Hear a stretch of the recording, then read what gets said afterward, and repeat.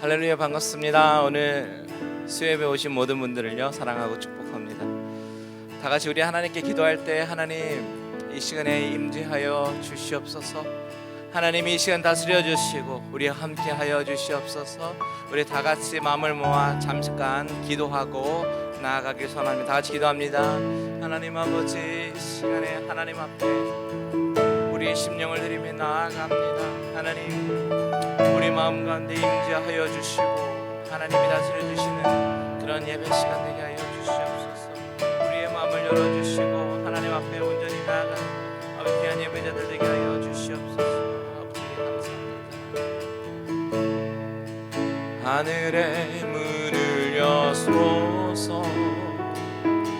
이곳을 주목하소서. 주를 향한 노래가 꺼지지 않으니 하늘을 열고 보소서. 이곳에 임재하소서. 이곳에 임재하소서. 주님을 기다립니다. 기도의 향기가 하늘에 나으니 주여 임재하여 주소서. 이곳에 오셔서 이곳에 앉으소서. 이곳에서 드리는 예배를 받으소서. 주님의 이름이 주님의 이름만이 오직 주의 이름만 이곳에 있습니다. 우리 처음부터 다시 한번 고백하며 나아갑니다. 하늘의 문을 여소서. 하늘의 문을 여소서. 이곳을 주목하소서. 주를 향한 노래가 꺼지지 않으니 하늘을 열고 보소서. 우리 가운데 임재하소서. 이곳에 임재하소서. 주님을 기다립니다. 기도의 향기가 하늘에 닿으니 주여 임재하여 주소서. 이곳에 오셔서 이곳에 앉으소서. 이곳에서 드리는 예배를 받으소서. 주님의 이름이 주님의 이름만이 오직 주의 이름만 이곳에 있습니다. 이곳에 오셔서 이곳에 앉으소서. 이곳에서 드리는 예배를 받으소서. 주님의 이름이 주님의 이름만이 주님의 이름만이 오직 주의 이름만 이거 우리 다시 한번 고백합니다. 이곳에 오셔서 이곳에 오셔서 이곳에 앉으소서. 이곳에서 드리는 예배를 받으소서. 아멘. 주님의 이름이 주님의 이름만이 오직 주의 이름만 이곳에 있습니다. 나는 하나님을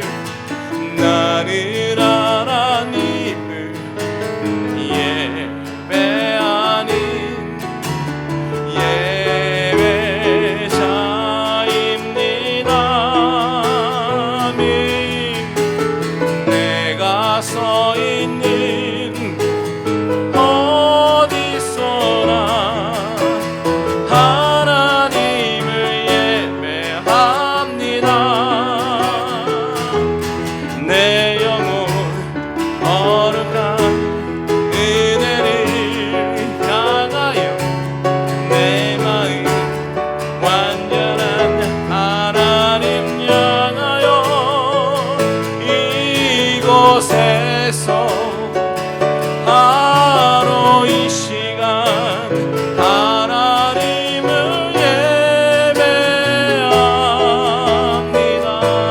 다시 한번 나는 하나님을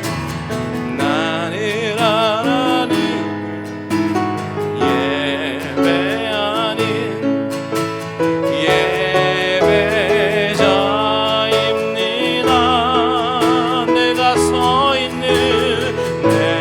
서 있는 곳 어디서나 하나님을 예배합니다.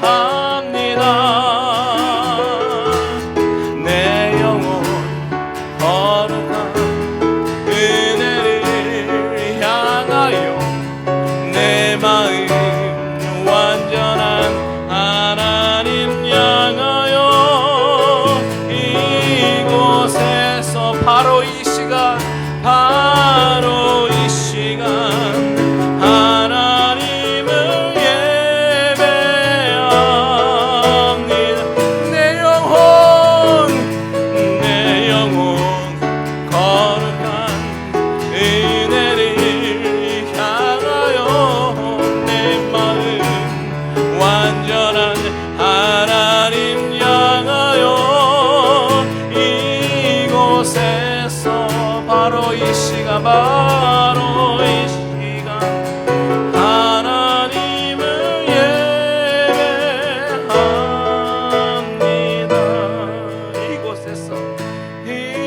이곳에서 바로 이 시간 하나님을 예배합니다.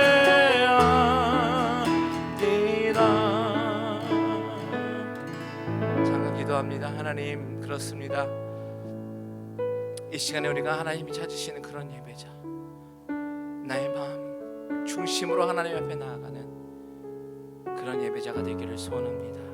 우리의 심령을 바꿔 주시옵소서. 예수님의 이름으로 감사하며 기도드렸습니다. 아멘. 이 시간에 다 같이 힘차게 찬양합니다.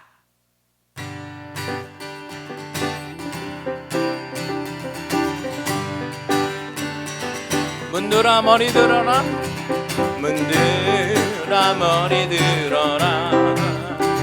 들릴지어다 영원한 문들아, 영광의 왕 들어가시도록, 영광의 왕 들어가시. 다시 한번 고백합니다.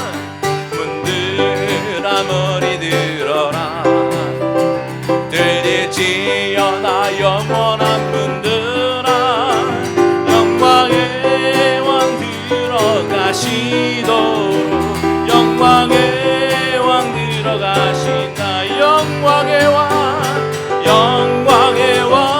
왕이시뇨, 강하고 능하신 주로다, 전쟁에 능하신 주시라. 나 찬양 위대하신 왕께 만세, 왕께 만세, 왕께 만세. 당신은 영광의 왕이라. 나 찬양 위대하신 왕. 우리 처음부터 다시 한번. 문들아 머리 들어라, 들릴지어다 영원한 문들아, 영광의 왕 들어가시도록, 영광의 왕 들어가신다. 영광의 왕이시뇨, 강하고 능하신 주로다, 전쟁에 능하신 주시라. 나 찬양 위대하. 다 같이 고백합니다. 왕께 만세, 왕께 만세, 왕께 만세, 왕께 만세, 왕께 만세, 왕께. 다시 한번 왕께, 왕께 만세, 왕께 만세. 당신은 영광의 왕이라. 높이며 주의 이름 높이며 주를 찬양하나이다. 나를 구하러 오신 주를 기뻐하나이다. 주를 기뻐하나이다.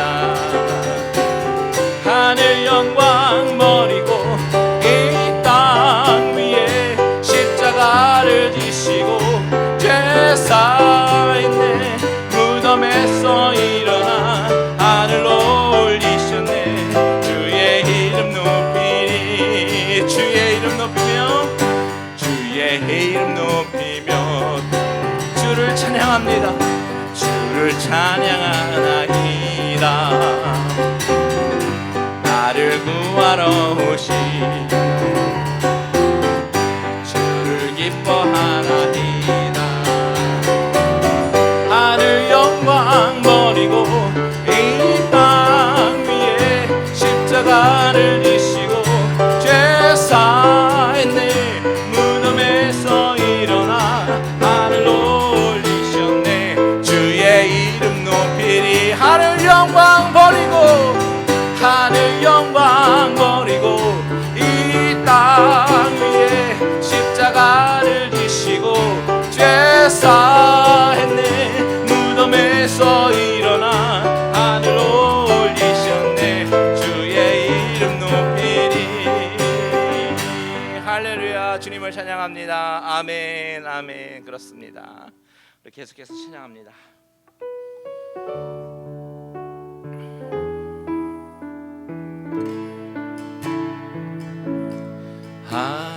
하나님의 사랑을 사모하는 자,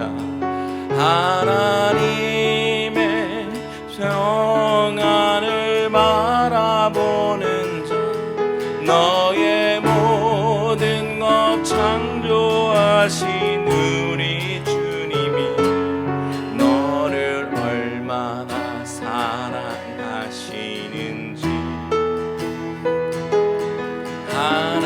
하나님께 찬양과 경배하는 자, 하나님의 선하심을 닮아가는 자, 너의 모든 것 창조하신 우리 주님이 너를 자녀 삼으셨네. 하나님 사랑의 눈으로 너를 어느 때나 바라보시고 하나님 인자한 귀로서 언제나 너에게 기울이시니 어둠에 맑은 빛을 비춰주시고 너의 작은 신음에도 응답하시니 아멘. 너는 어느 곳에 있든지 주를 향하고 주만 바라볼지라. 우리 처음부터 다시 한번 하나님의 사랑을 사모하는 자, 하나님의 평안을 바라보는 자, 너의 모든 것 창조하신 우리 주님이 너를 얼마나 사랑하시는지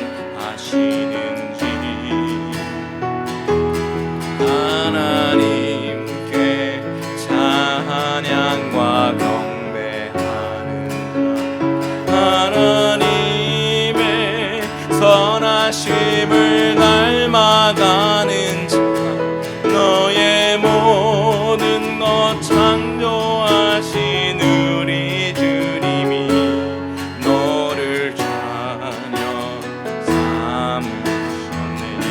하나님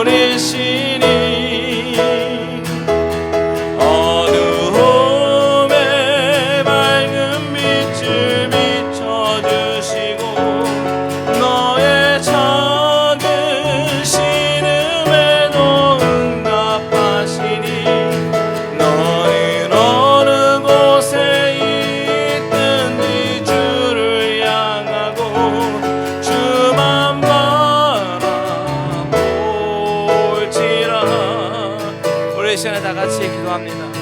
하나님, 이 시간에 하나님을 온전히 바라보는 시간 되게 하여 주시옵소서. 하나님께서 우리 마음의 심령에 감찰하시고 하나님이 임재하심이 경험되어지는 그런 예배자가 되게 하시고 내가 참된 예배자가 되게 해달라고 다 같이 주님의 이름 한번 부르고 기도합니다. 주여 하나님 아버지, 이 시간에 아버지 하나님 수요 예배 가운데 나아가는데 아버지 하나님 주여 우리 마음 가운데 임재하여 주시옵소서. 아버지 우리의 삶이 어렵고 아버지 힘든 그런 상황 가운데 있더라도 아버지 하나님 나를 바라보시는 하나님을 인식하게 하시고 그 하나님만 바라보게 하시고 이 시간에 아버지 다시 한번 하나님의 회복하심과 만지심이 경험되어지는 아버지 그런 예배 시간이 되게 하여 주시옵소서. 아버지 하나님 이 시간에 온전히 모든 예배자들 가운데 하나님께서 만져주시고 충만케 하여 주실 줄 믿습니다. 그 하나님을 기대하고 은혜를 기대합니다. 예수님의 이름으로 감사하며 기도합니다.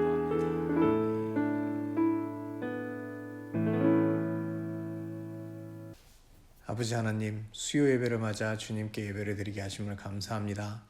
비록 주님의 전에 모이지 못하고 집에 모여 예배를 드리지만 어느 곳에 있든지 아버지께 온 마음 다해 정성스러운 예배를 드리는 우리 갈릴리 은혜교회 성도들이 될 수 있도록 인도하여 주시옵소서. 예배를 통하여 아버지를 더욱 알아가게 하시고 예배 후에는 한 걸음 주께 다가가는 우리 되게 하시옵소서. 길게만 느껴졌던 2020년이 이제 거의 다 지나갔습니다. 코로나 바이러스라는 웃지 못할 초유의 환난 가운데 살아온 우리들의 모습을 돌아보며 아버지 은혜 아니면 낭망하고 넘어져 설 수 없었음을 고백합니다. 어렵고 힘든 상황 가운데에서도 감사의 이유들을 생각하게 하시는 아버지 은혜를 찬양합니다. 인간의 이기심으로 빚어진 코로나 바이러스의 원인 제공자들인 우리에게 감당 못할 재앙이 아닌 감당할 수 있는 재난을 주시고 피할 길을 열어주시니 감사합니다. 한편으로는 두렵고 한편으로는 불편하기까지 하지만 항상 우리와 동행하시고 우리를 지켜주시니 감사합니다. 팬데믹이라는 절망과 혼동 속에서도 이 나라와 이 교회를 지켜주시니 감사합니다. 흩어져 예배드리는 온라인 실시간 예배를 통해 공간을 넘어 존재하는 하나님의 교회를 깨닫고 경험케 하심도 감사합니다.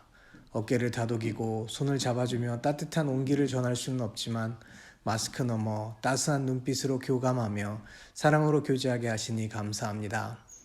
한 번도 경험해보지 못한 변화들에 불평하지 않고 한 마음으로 순종하고 협력하게 하시니 또 감사합니다. 어려움 속에 하나님만이 우리의 희망임을 알게 하시고 9시 기도회와 성경 읽기 챌린지 등을 통해 기도 가운데 말씀으로 우리를 살게 하시니 감사합니다. 너무나 당연한 줄 알았던 가족, 교회, 일터, 친구 그리고 나라가 얼마나 값진 선물인지 깨닫게 하시니 또 감사합니다. 힘든 상황 속에서도 하나님께 드리고 서로 나누고 섬기기를 기뻐하는 좋은 신앙 공동체를 허락하심에 감사합니다. 아버지, 우리는 아직도 코로나라는 힘든 고갯길을 오르고 있습니다. 어디로 가야 하는지 가늠할 수 없고 어디쯤 오르고 있는지 알 수조차 없습니다. 지금 이 순간에도 육체의 질병으로 경제적인 어려움으로 힘들어하는 지체들이 있습니다. 아버지, 그들이 비록 캄캄한 길을 걷고 있지만 주님이 우리와 함께 하심을 믿사오니 흑암 가운데 계신 하나님께로 더 가까이 나아가 놀라운 빛으로 이끄실 주님의 영광을 맛보게 하시옵소서. 고통 중에 용기를 갖고 인내하며 아버지의 강한 팔을 의지해 일어설 수 있도록 회복시켜 주시고 주님이 허락하신 평안 가운데 거할 수 있도록 허락하여 주시옵소서. 오늘 단에 세우신 이광세 목사님을 기억하셔서 오늘의 말씀이 온전한 하나님의 말씀이 될 수 있도록 허락하시고 이 말씀이 이 어려운 시기를 살아가는 우리 삶 가운데 살아서 역사하는 놀라운 기적들이 될 수 있도록 축복하여 주시옵소서. 또 앞으로의 사역에 항상 동행하시고 위로하시며 새로운 능력을 날마다 부어주사 어렵고 힘든 사역을 잘 감당할 수 있는 지혜를 허락하시고 말씀을 받는 우리는 하나님의 뜻을 따라 목사님과 동력하며 교회 부흥과 지역사회 전도 그리고 세계 복음화에 헌신할 수 있는 아버지가 기뻐 받으시는 삶을 사는 자들이 될 수 있도록 허락하여 주시옵소서. 이 저녁 우리의 기도를 들으시고 응답하시는 아버지 하나님을 찬양하며 우리의 유일한 희망 되신 주 예수 그리스도 이름으로 기도드렸습니다. 아멘.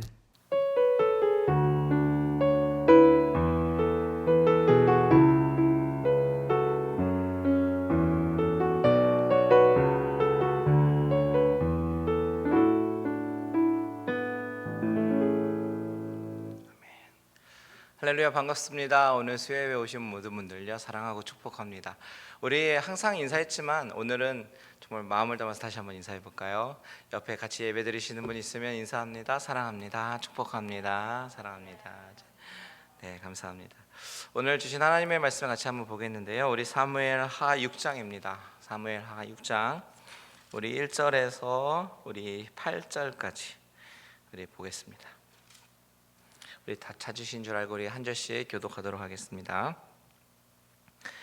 다윗이 이스라엘에서 뽑은 무리 3만 명을 다시 모으고 다윗이 일어나 자기와 함께 있는 모든 사람과 더불어 바알레 유다로 가서 거기서 하나님의 궤를 메어 오려 하니 그 궤는 그룹들 사이에 자정하신 만군의 여호와의 이름으로 불리는 것이라.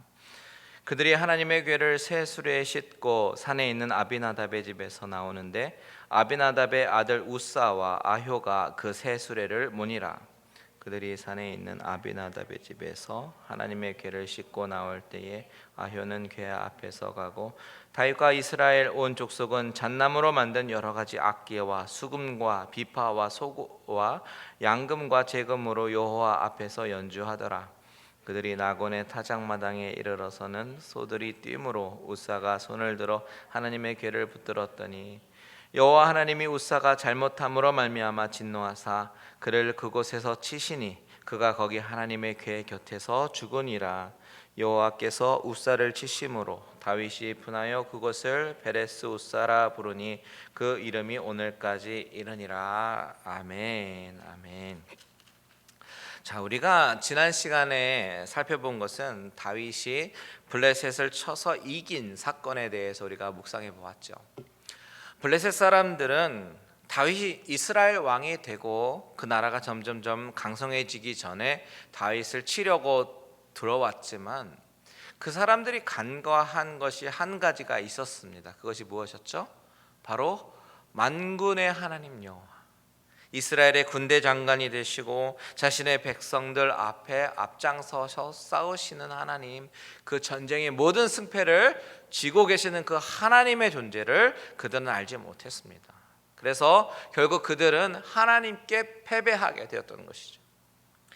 이 다윗과 블레셋과의 전쟁을 바라보면서 이 전쟁의 의미가 그저 그냥 숙적과의 싸움에서 승리한 그 어떤 수많은 전쟁 중에 한 전쟁으로 치부하기에는 너무 이 전쟁이 심오합니다. 이 전쟁을 통해서 우리가 주목해 봐야 되는 것이 있는데 그것은 뭐냐면 다윗이 왕이 되고 나서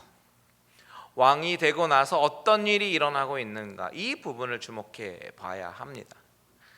다윗이 왕이 되니까 이전과 어떤 것이 달라지고 있고 다윗이 중점적으로 펼치려고 하는 그 행동과 일들이 어떤 것인가, 이것에 대해서 생각해 봐야 되는 것이에요. 무슨 일이 벌어지고 있습니까? 여러분, 다윗이 왕이 돼서 가장 먼저 한 일이 무엇이었어요? 바로 예루살렘 성을 되찾는 일이었죠. 그것은 하나님이 선조들 가운데 오래전에 명령하신 일이었는데 다윗은 자신이 왕이 되자마자 가장 먼저 그 일을 한 것입니다. 오랫동안 이루지 못한 하나님의 명령을 이제야 이루고 있다라는 것입니다. 이 사실만으로도 알 수 있는 다윗의 가치관이 무엇입니까? 자신의 영토 확장입니까? 자신의 명성을 얻는 것에 있었습니까? 백성들의 신임을 얻고 그들의 마음을 얻는 것에 있었습니까? 그것보다는 다윗은 과연 하나님이 원하시는 것이 무엇일까? 하나님이 나를 왕으로 세우셨으니 그 목적과 이유가 무엇일까? 이것을 늘 기억하려고 애쓰면서 그 하나님의 뜻에 합한 사람으로 행동하려고 노력하는 것이죠. 그러니까 예루살렘을 되찾기 위해서 여부수 사람을 몰아낸 것은 다윗의 그런 사고방식, 가치관, 즉 늘 하나님 뜻을 먼저 생각하는 그 생각하는 방식의 한 부분이었다라는 것입니다. 이런 식의 사고방식을 가지고 있었던 다윗에게 블레셋과의 싸움은 그저 한 숙적과의 싸움에서 승리한 그런 전쟁 스토리가 아닙니다. 그저 하나의 무용담으로서의 전쟁의 이야기가 아니라 다윗이 얼마나 하나님을 신뢰하는지, 하나님의 말씀을 얼마나 따르기를 원하는지, 다윗의 사상 가운데 하나님의 주권과 하나님의 통치하심, 즉 이스라엘의 진정한 왕이 바로 하나님이 되심을 고백하고 드러내는 사건이 바로 지난 시간에 살펴보았던 블레셋과의 전쟁이었다라는 사실입니다. 그래서 계속 묻잖아요. 하나님 어떻게 할까요? 그렇다면 오늘 본문도 그런 관점에서 봐야 하지 않을까 생각합니다. 하나님이 원하시는 것이 무엇일까? 하나님이 나를 왕으로 세우신 목적이 무엇일까? 늘 이런 생각을 하던 다윗에게 큰 열망이 한 가지 있었는데 그것은 뭐냐면 법궤를 다시 찾아서 이스라엘에 두는 것이었습니다. 그래서 오늘 본문인 사무엘하 6장은 빼앗겼던 법궤를 다시 도로 찾아오는 그런 내용이죠. 자, 다윗이 왕이 되었습니다. 왕이 되어서 하는 프로젝트가 있는데 바로 이 법궤를 찾아오는 프로젝트도 왕이 되어서 정말 초반에 할 수 있었던 원하고자 했던 그런 프로젝트였던 것입니다. 여러분, 법궤가 언제 빼앗겼죠? 바로 홈리와 비느하스 시절이에요. 사무엘서는 시작하면서 성전에 바쳐진 어린아이 사무엘, 어린 사무엘이 성전에서 자라는 이야기로 시작합니다. 그리고 그 어린 사무엘이 처음으로 하나님의 음성을 들었는데 그 내용이 뭐였냐면 엘리 집안의 심판의 내용이었습니다. 그리고 사무엘상 4장에 보면 엘리의 두 아들 홈리와 비느하스가 블레셋과의 전쟁에 나가면서 법궤를 전쟁터에 가져가게 되었고 그 법궤를 빼앗긴 이야기가 나오죠. 사무엘상 5장에 가면 그 법궤는 블레셋 지방을 돌면서 그 우상들을 하나씩 무너뜨렸고, 그리고 6장에서는 그 궤는 한 번도 멍에를 메어보지 아니한 그 젖나는 소 2마리를 끌어다가 송아지를 둔 채로 끌게 했더니 그 어미소가 눈물을 흘리면서도 좌로나 우로나 치우치지 않고 벳세메스로 가게 되었다라는 이야기를 우리는 기억합니다. 그때가 BC 1050년경이거든요. 그리고 오늘 본문에 나오는 이 시점은 BC 1000년경입니다. 그러니까 그 궤가 빼앗긴 지 약 50년 정도의 세월이 흐른 것입니다. 이 시점에서 다윗은 왕이 되었고 다시 그 법궤를 다윗이 있는 예루살렘으로 옮겨오려고 하는 것입니다. 아마도 법궤가 빼앗겼던 시기에 다윗은 태어나지도 않았을 확률이 높아요. 다윗의 입장에서는 역사 속의 일인 것이지 자기의 피부에 와닿는 이야기가 아닙니다. 그런데 다윗이 왕이 되고 나서 우선적으로 하려고 하는 이 프로젝트가 바로 그 법궤를 되찾기 프로젝트입니다. 이것을 위해서 다윗이 얼마나 정성을 다해서 준비하고 있는지 보십시오. 우리 1절 한번 볼까요? 1절 시작. 다윗이 이스라엘에서 뽑은 무리 3만 명을 다시 모으고 3만 명이나 되는 사람을 선별해서 우선 뽑습니다. 3만 명이나 되는 사람들을 왜 뽑았습니까?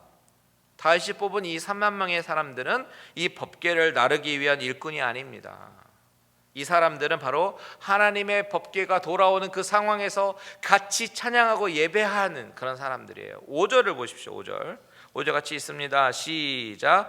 다윗과 이스라엘 온 족속은 잣나무로 만든 여러 가지 악기와 수금과 비파와 소고와 양금과 재금으로 여호와 앞에서 연주하더라. 다윗의 열망은 법궤가 되찾아오면서 그때 하나님 앞에서 수많은 백성들과 함께 찬양하며 예배하는 그런 열망이 있었던 것입니다. 그래서 3만 명을 뽑았습니다. 그냥 무작위로 막 차출한 것도 아니에요. 1절에 보면 분명히 뭐라고 얘기하냐면 이스라엘에서 뽑은 무리 3만 명이라고 말합니다. 선별해서 뽑은 거예요. 여러분, 3만 명이면요 웬만한 큰 경기장에 관중이 가득 찬 인원입니다. 엄청난 숫자의 사람들이 여러 가지 악기, 수금, 비파, 소고, 양금, 재금, 사실 그 당시에 어떤 종류의 악기인지 우리는 잘은 모르지만 현악기, 타악기, 관악기, 모든 악기가 다 동원되어서 하나님을 찬양하고 예배하기 위해서 모였다라는 사실이에요. 여러분, 다윗이 하나님을 얼마나 사랑하는지, 또한 그 안에 얼마나 하나님의 임재를 사모하고 예배를 사모하고 갈망하는지 여러분 보이십니까? 한번 상상해 보세요. 3만 명이나 되는 사람들이 온갖 악기를 연주하고 찬양한다라는 이 사실을 상상해 보세요. 제가 이 말씀을 준비하고 있는데 어떤 목사님께서 영상을 하나 보내주셨는데요. 그 영상 보니까 정말 하나님을 사랑하는 사람들, 정말 경배하는 수많은 사람들이 모여서 온갖 악기를 동원해서 같이 찬양하는 장면인데 그것을 바라보는데 가슴이 뭉클해지더라고요. 잠깐 여러분들한테 일부만 보여드리겠습니다.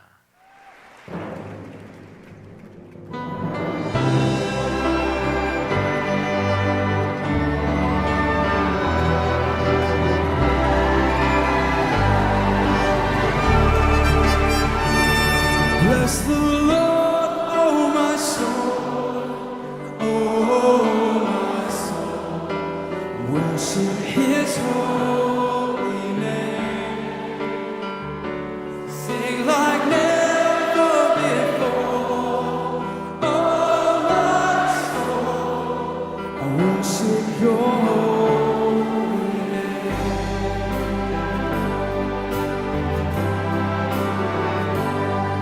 The sun comes up, it's a new day dawn. It's time to sing Your song again. Whatever may pass and whatever lies before me, let me be saved with the evening comes. Bless the Lord, oh my soul, oh my soul. Worship His holy name. Sing like never before, oh my soul. I worship Your holy name. 어때요? 이 수많은 사람들이 마음을 다해 찬양하는 모습이 너무 감동적이지 않습니까? 다윗도 아마도 이런 예배를 사모하지 않았나 싶습니다. 자신이 왕으로서 할 수 있는 예배, 사람과 악기를 총동원해서 예배를 준비하고 하나님의 임재를 기다리는 것이죠. 그런데 도대체 이 법궤가 뭐길래 이렇게 다윗은 기다리고 고대하고 있습니까? 오늘 이 사무엘서의 저자는 이 법궤에 대해서 뭐라고 설명하냐면 그룹들 사이에 좌정하신 만군의 여호와의 이름이라고 말을 합니다. 우리 2절 한번 볼까요? 2절 같이 있습니다. 시작. 다윗이 일어나 자기와 함께 있는 모든 사람과 더불어 바알레 유다로 가서 거기서 하나님의 궤를 메어 오려 하니 그 궤는 그룹들 사이에 좌정하신 만군의 여호와의 이름으로 불리는 것이라. 자, 여기 보시면 그룹들 사이에 좌정하신 만군의 여호와의 이름이라고 표현하고 있는데 이거 동일한 표현이 사무엘상에도 나옵니다. 다 같이 사무엘상 4장을 봅니다. 이 사무엘상 4장은요 언약궤를 빼앗기는 장면인데 3절과 4절 같이 있습니다. 시작. 백성이 진영으로 돌아오매 이스라엘 장로들이 이르되 여호와께서 어찌하여 우리에게 오늘 블레셋 사람들 앞에서 패하게 하셨는고 여호와의 언약궤를 실로에서 우리에게로 가져다가 우리 중에 있게 하여 그것으로 우리를 우리 원수들의 손에서 구원하게 하자 하니 이에 백성이 실로에 사람을 보내어 그룹 사이에 계신 만군의 여호와의 언약궤를 거기서 가져왔고 엘리의 두 아들 홈니와 비나스는 하나님의 언약궤와 함께 거기에 있었더라. 자, 이 법궤는 불리기를 그룹 사이에 계신 만군의 여호와 이렇게 불린다는 사실을 우리가 눈여겨봐야 합니다. 이것이 무슨 뜻일까요? 이에 대한 말씀이 출애굽기 25장에 나오는데요. 출애굽기 25장에 보면 한번 펴볼까요? 출애굽기 25장 한번 펴보십시오. 구약성경 120페이지 구약성경 120페이지인데 한번 펴놓고 한번 보십시오. 펴보시면 거기에 증거궤에 관한 규례가 나옵니다. 자, 이 증거궤를 만들 때 이 법궤의 뚜껑에 해당하는 부분을 뭐라고 얘기합니까? 속죄소라고 부르죠. 17절부터 보면 속죄소를 어떻게 만들지에 대해서 자세하게 설명하고 있는데 18절에 보면 그 속죄소 끝에 뭘 만들게 합니까? 그룹을 만들게 합니다. 이 그림이 어떻게 생겼는지 그림을 잠깐 보여드릴게요. 이 출애굽기 25장 19절과 20절에 보면 한 그룹은 이 끝에 또 한 그룹은 저 끝에 그 속죄소 두 끝에 속죄소와 한 덩이로 연결할지며 그러면서 이제 20절에 이렇게 얘기합니다. 그룹들은 그 날개를 높이 펴서 그 날개로 속죄소를 덮으며 그 얼굴을 서로 대하여 속죄소를 향하게 하고 이렇게 하나님이 직접 직접 속죄소를 어떻게 만드는지, 길이와 넓이, 어떤 매테리얼로 만들어야 되는지, 어떤 모양으로 만들어야 되는지까지 다 알려주십니다. 그러면서 말씀하시죠. 출애굽기 25장 22절을 다 같이 읽겠습니다. 22절 시작. 거기서 내가 너와 만나고 속죄소 위 곧 증거계 위에 있는 두 그룹 사이에서 내가 이스라엘 자손을 위하여 내게 명령할 모든 일을 내게 이르리라. 이 구절을 보면요, 두 그룹 사이에서 하나님과 만나고 하나님의 명령을 듣는 곳이 바로 이 그룹들 사이에 좌정하신 여호와 하나님이시다.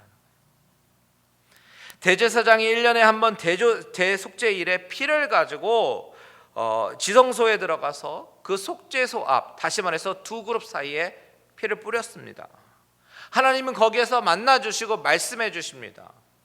이 속죄소가 결국 하나님과 우리와의 막힌 담을 연결해주는 예수 그리스도의 모형이기도 한 것인데요, 우리가 이것을 바라보면서 질문해 봐야 되는 질문이 무엇입니까? 왜 이 법궤를 예루살렘으로 옮겨와야 하는가입니다. 이 이유가 바로 지난주에도 강조한 것처럼 다윗의 마음속에 진정한 왕이 누구입니까? 바로 하나님. 우리의 죄가 속죄되는 곳, 하나님을 만나는 곳, 하나님의 명령을 듣고 지시하심을 받는 곳, 이 언약궤가 결국 하나님의 통치하심을 가리키고 다스리심을 뜻하게 되는 것인데요, 다윗이 그런 언약궤를 다시 다윗성에 모셔오는 것은 지난주에도 강조한 것처럼 하나님이 이스라엘의 왕이십니다. 이것을 선포하는 것입니다. 이것이 언약궤를 모셔오려고 하는 이유예요. 다윗은 이스라엘 왕으로 기름 부음 받았습니다. 그렇지만 자신을 왕으로 인정하지 않습니다. 이스라엘을 다스리시고 인도하시는 분은 하나님이시며 하나님만이 참된 왕이심을 알고 있기 때문입니다. 바로 이때 시편 24편이 지어졌다고 알려져 있는데 24편을 한번 보십시오. 7절에서 10절 같이 읽습니다. 시작. 문들아 너희 머리를 들지어다. 영원한 문들아 들릴지어다. 영광의 왕이 들어가시리로다. 영광의 왕이 누구시냐? 강하고 능한 여호와시요 전쟁에 능한 여호와시로다. 문들아 너희 머리를 들지어다. 영원한 문들아 들릴지어다. 영광의 왕이 들어가시리로다. 영광의 왕이 누구시냐? 만군의 여호와께서 곧 영광의 왕이시로다. 셀라. 여러분, 이 다윗의 마음가짐을 주목해 보면서 우리 이 마음을 우리에게 적용하면 어떻게 될까요? 우선 우리 교회에 적용해 보면 교회를 다스리는 분은 목사도 아니고 장로님도 아니고 어떤 사람도 될 수 없고 오직 교회의 머리 되시는 주님, 주님만이 교회를 다스리는 분이시다 하는 고백을 할 수 있습니다.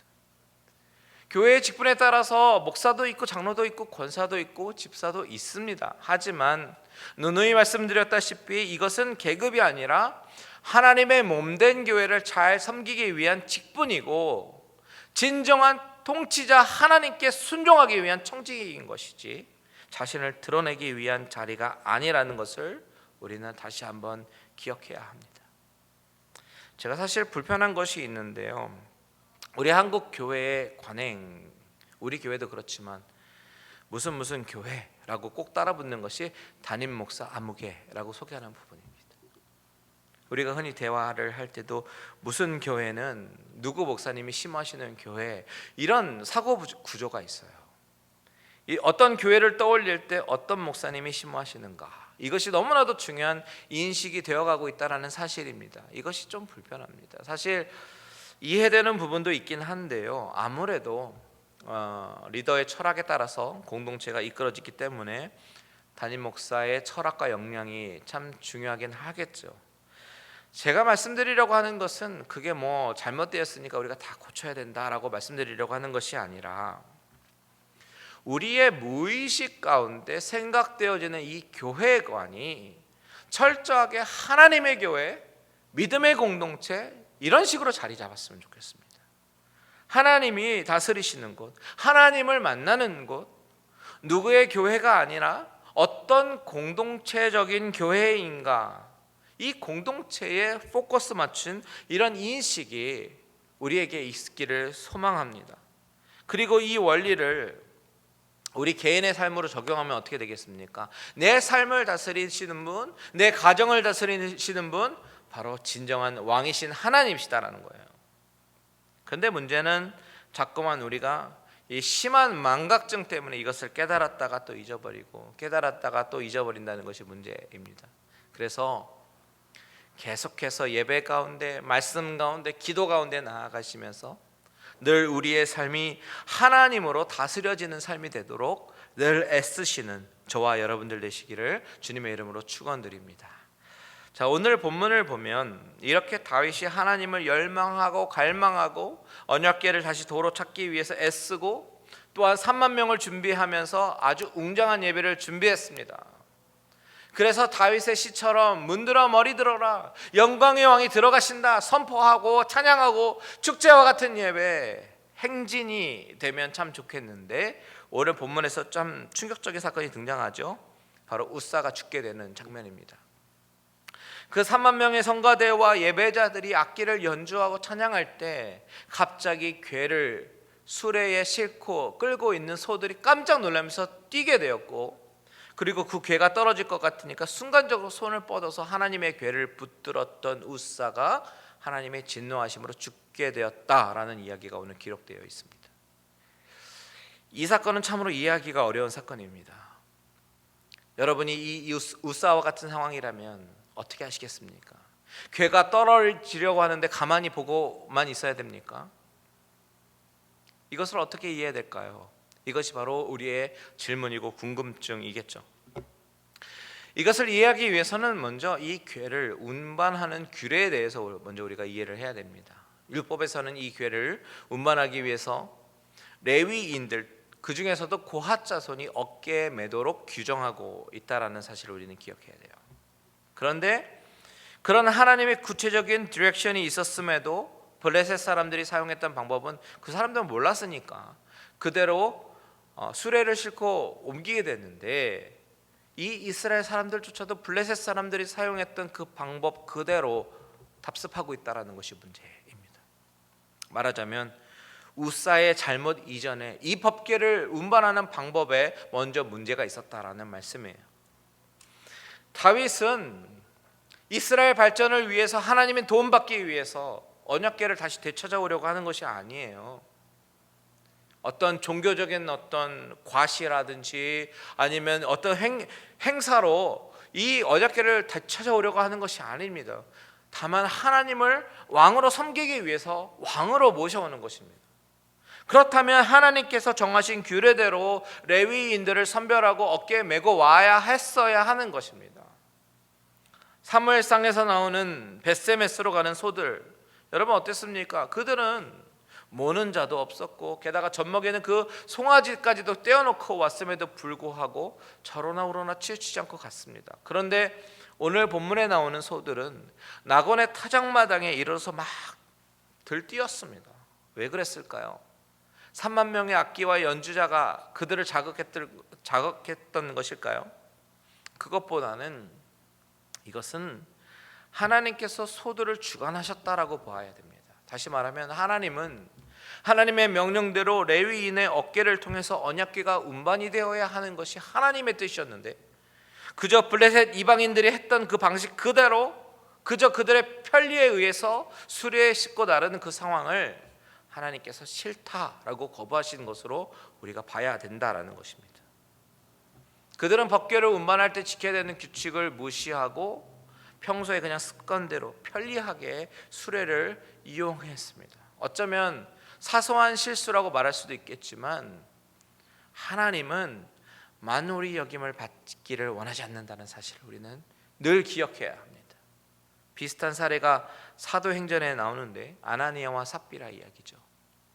그들의 사건도 초대교회가 성령으로 아주 한참 부흥되고 뜨거워질 때 일어난 일입니다. 성령이 충만해서 교회 안에 서로 구제하고 물건을 통용하고 나누던 시기에 아나니아와 삽비라는 자신들의 소유를 팔아서 헌금을 했습니다. 그런데 소유를 팔아서 헌금하면서 일부는 감추어두고 이것이 전부입니다 라고 속였습니다.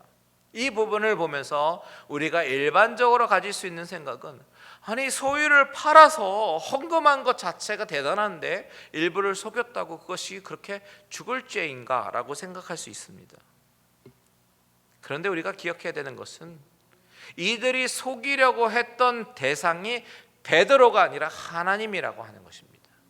이 거짓말이라고 하는 이 부분이 단순히 돈을 빼내어 몰래 감추었다라는 이 부분이 아니라 그들 부부에게 있어서 하나님의 영광과 거룩에 대한 두려운 마음이 없었다라는 그 점이 얼마나 큰 죄악인지 모릅니다. 마찬가지로 법궤를 운반할 때 하나님의 영광과 거룩에 대한 그 두려운 마음이 없이 늘 하던 습관대로 혹은 내가 그냥 편한 대로 운반하려고 했다라는 점이 문제였다라는 것입니다. 그래서 하나님은 그 소들을 주관하시고 웃사를 치심으로 경고하고 계시는 거예요. 하나님의 영광을 훼손하지 말라고, 하나님의 거룩하심을 우리가 무시하지 말라고요. 우리의 편함과 우리 습관에 의해서 하나님의 영광과 거룩하심은 절대로 훼손될 수 없음을 경고하고 있는 것입니다. 이 메시지는 오늘날 저와 여러분에게 아주 중요한 교훈을 주고 있어요. 여러분, 매번 예배를 드리는 우리의 마음 가운데 우리의 감각이 묻어져 있진 않습니까? 하나님 앞에 설 수 있는 것 자체가 은혜이고 감격스러운 우리의 존재가 얼마나 정중하고 거룩하고 기쁨과 감격 가운데 드리고 있습니까? 우리가 주일 예배 드릴 때 참여의 기도 시간, 하나님이 거룩하시기 때문에 그 앞에 나아가기에 앞서서 먼저 나의 정결함을 구하는 그 기도의 시간, 그렇게 예배는 거룩하고 기쁨과 감격 가운데 드려야 되는 것이죠. 여러분, 우리가 매번 드리는 예배에 우리의 습관대로 드리지 않기를 위해서 부단히 싸워야 합니다. 매번 새롭게 느껴지지 않더라도 내 마음은 새롭게 되어야 되는 것이에요. 거룩하신 하나님 앞에 나아가는 거잖아요. 거룩하신 하나님 앞에 나아가는 우리의 마음은 내가 만족을 얻기 위해서가 아니라 하나님께서 나를 통해서 만족을 얻게 하기 위해서 우리가 최선을 다해서 최선의 예배자가 되어야 함을 꼭 믿으시기 바랍니다. 바울은 이 예배에 대해서 이렇게 권면하죠. 로마서 12장 1절 다 같이 읽습니다. 그러므로 형제들아, 내가 하나님의 모든 자비하심으로 너희를 권하노니 너희 몸을 하나님이 기뻐하시는 거룩한 산 제물로 드리라. 이는 너희가 드릴 영적 예배니라. 오늘 이 말씀을 통해서 예배자 된 우리의 모습을 다시 한번 점검하고 다윗과 같은 순수한 마음도 있어야 되겠지만 또한 하나님이 원하시는 방법으로 원하시는 그 예배자의 마음으로 하나님께 최선의 예배를 드리는 모든 갈릴리 은혜교회 식구들이 되시기를 주님의 이름으로 축원드립니다.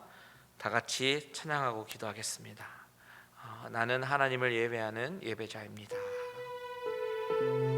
찬양으로 고백합니다.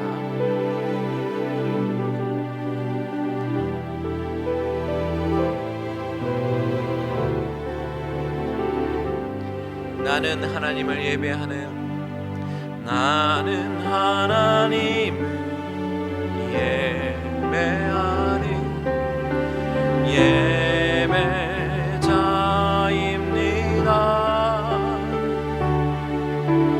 내가 서 있는 곳 어디서나 하나님을 예배합니다. 거룩한 은혜를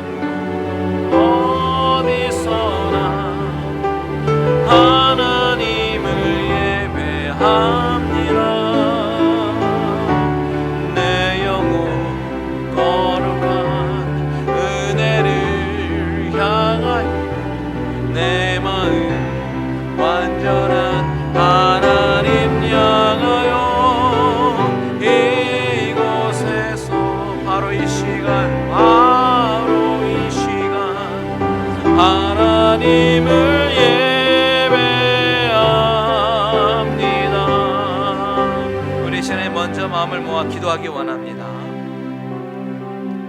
여러분 진정한 예배자가 되기를 원하십니까? 우리 이것을 놓고 기도했으면 좋겠습니다. 하나님, 내가 진정한 예배자가 되게 하여 주시옵소서. 메말라가는 나의 심령을 새롭게 하여 주시고 하나님을 향한 열망으로 가득 차게 해달라고 다 같이 주님의 이름 한번 부르고 기도합니다.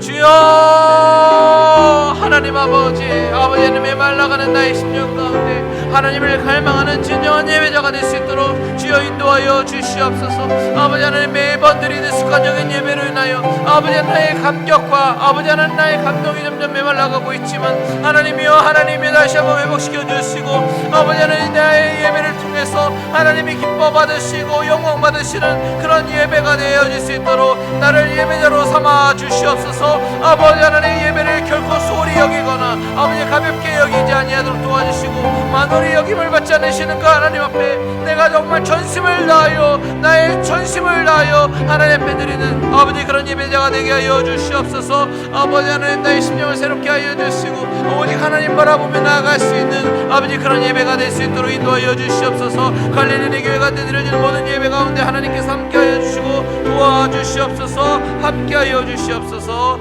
감사합니다. 아버지 감사합니다. 우리 계속해서 예배드립니다. 두 번째로 기도하기 원하는 것은 우리 교회를 위해서 기도해 주실 때에, 중보하며 기도하실 때에 갈릴리 은혜교회 모든 예배 가운데, 주일 예배 가운데, 수요 예배 가운데, 새벽 예배 9시 기도 가운데 성령의 충만한 그런 은혜를 부어 주시옵소서. 감격으로 감사로 드리는 예배가 되게 하시고 영적인 부흥이 있게 해달라고 다시 주님의 이름 한번 부르고 기도합니다. 주여, 하나님 아버지, 우리 예배가 아버지 하나님을 살아 숨쉬는 예배가 되기를 원합니다.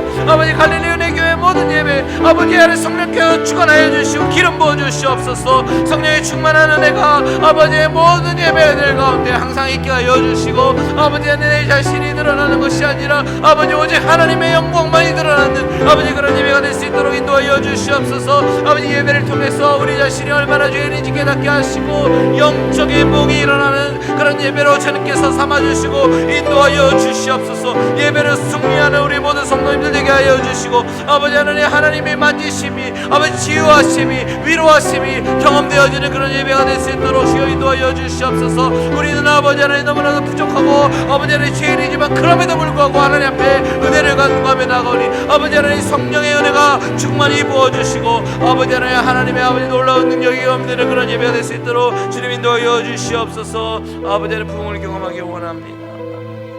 우리 마지막으로 기도합니다. 하나님이 다스리셔야 합니다. 하나님이 모든 것을 주관하셔야 됩니다.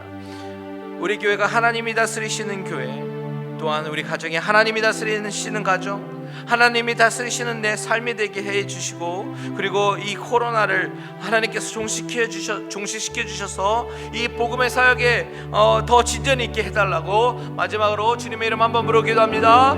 주여, 하나님 모든 것을 주관하시는 하나님, 아버지 모든 것의 주인이 되시는 하나님, 아버지 우리 교회를 다스려 주시옵소서. 우리 가정을 다스려 주시옵소서. 나의 인생을 다스려 주시옵소서. 아버지 하나님이 모든 것이 아버지 하나님, 하나님의 주관하신 가운데 있음을 고백하오니 아버지 하나님, 내가 나를 아버지 하나님 내 삶을 아버지 드라이브하지 아니하도록 도와주시고 하나님 앞에 아버지 내려놓고 하나님의 인도하심을 구하는 아버지 그런 모습이 되게 하여 주시옵소서. 아버지 다윗처럼 온전히 순전히 하나님 사랑하고 하나님이 열망하며 하나님이 함께 하심을 아버지 하나님이 정말 진정한 이스라엘 왕이심을 인정하는 것처럼 나의 삶의 왕이 우리 하나님이시고 나의 우리 교회에 아버지 다스리시는 진정한 왕이 우리 하나님이심을 믿사오니 아버지 다스려 주시고 아버지 가장 선한 길로 인도하여 주시옵소서. 우리 아버지 삶 가운데 코로나로 인하여 아버지 하나님 정말 복음의 사역이 중단되지 아니하도록 도와주시고 오직 하나님께서 함께 하심이 아버지 계속해서 나타나는 우리 가정, 우리 모든 우리 커뮤니티가 될 수 있도록 주님 인도하여 주시옵소서. 그렇습니다. 하나님이 왕이신데 나의 인생을 다스리시고 우리 교회를 다스리시고 우리 가정을 다스리시는 그 왕이 하나님이신데 내가 잠시 그것을 잊고 살았습니다. 마치 내가 다 하는 것처럼 착각하며 살았습니다. 하나님, 다시 한번 우리의 마음을 새롭게 하여 주시고 모든 왕 되시는 그 하나님 앞에 무릎 꿇고 그 하나님의 주권에 순종하며 나가는 귀한 믿음의 식구들이 되게 하여 주시옵소서. 또한 아버지 하나님, 우리 마음 가운데 예배를 향한 그 열망을 부어주시고 하나님의 임재가 있는 그런 예배를 갈망하는 그런 예배자들이 되게 하시고, 아버지 예배 드리는 것 자체가 우리에게 감격이 되고 기쁨이 되며 하나님께 최고의 예배가 되어드리기에 부족함이 없는 우리 모든 예배자들 되게 하여 주셔서 하나님이 보실 때에 정말 아름다운 교회, 기뻐하시는 교회, 하나님의 아버지의 최고의 영광 받으시는 그런 교회, 갈릴리 은혜 교회가 될 수 있도록 주님 인도하여 주시옵소서.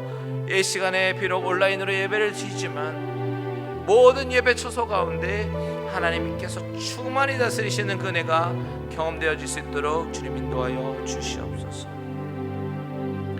이제는 우리 주 예수 그리스도의 은혜와 하나님 아버지의 지극하신 사랑하심과 성령님의 감화감동 위로 교통 충만케 하신 은혜가 하나님이 내 삶의 주인이심을 인정하고 그 하나님 앞에 최고의 예배자가 되기를 소원하고 다짐하는 모든 심령들과 가정들과 하시는 모든 일들 위에 이제로부터 영원토록 함께 계실지어다. 아멘.